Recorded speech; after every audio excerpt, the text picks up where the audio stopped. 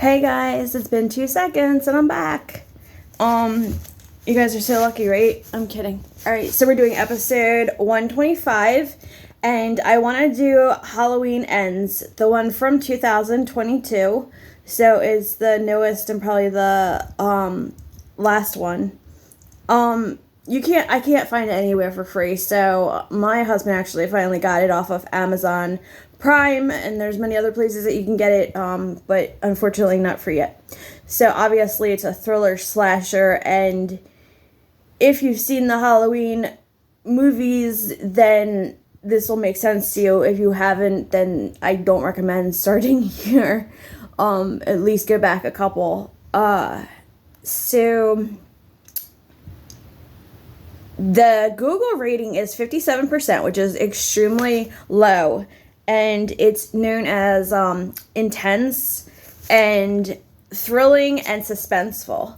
But they give it really bad review. That number's like for a little bit crazy, I think, for a Halloween movie, but I don't know. So I'll just give you a little summary of it. I, of course, don't have my warnings, but I finally... You see that? I finally wrote my warnings down and put ink around them so that I could just go back and do it all by memory. So we'll see how that works. I just hit a plan. And don't worry, we still have our guest. She's going to take a nap through this one. So this one is 4 years after Laurie Strode last dealt with Michael Myers. She finally decides to come out of hiding and lives with her granddaughter. Things are quiet until an accidental run-in to a young man, like in his 20s, accused of murdering a boy while he was babysitting, starts to date her granddaughter, and violence and terror are brought back into their lives. So I kind of I got a little bit of that from what I read, but I also kind of made it up on my own to give you an idea without going too far, because a Halloween movie is not one that you can really go too much into detail, because there's just so many of them and I don't want to mess things up for you guys. So obviously Laurie Strode is played by Jamie Lee Curtis, and Michael Myers is played by James Jude Courtney. Corey, who is the 20-something-year-old boy, is played by Rohan Campbell. And the granddaughter, Allison Nelson, is played by Andy Matichak. Okay, so this movie is not too much carried out from the other ones. Just basically the other ones, I believe the other one, the last one before this, I think she was still in hiding, but a house of traps and stuff. She is out of hiding, and it's kind of interesting because they threw this boy in there, which makes it into a whole different movie, because he's innocent. It was an accidental death of a young boy, which they do show, so be careful. And he is the one babysitting, and it happens right as the parents are walking in the door coming home from the night, and but it's accidental, and it's horrible and everything, but he gets a name for it, and his mind starts to go, and he happens to meet them. And they're kind of on the same type of level, because Michael Myers, they've been dealing with their whole lives, family, and they get associated with him. And, just like in real life, it would make people be leery of going near you or having anything to do with you.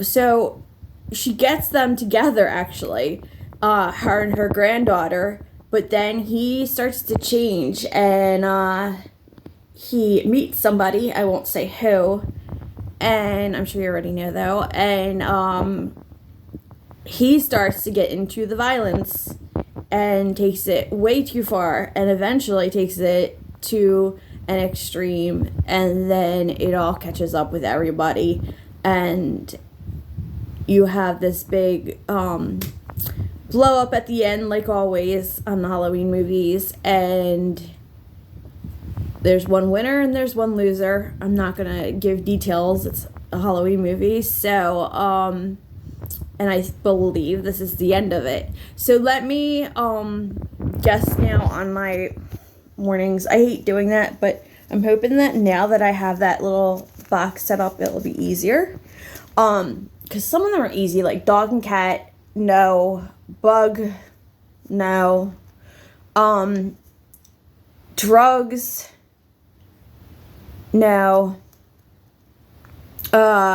Excessive gore, I don't really, somewhat.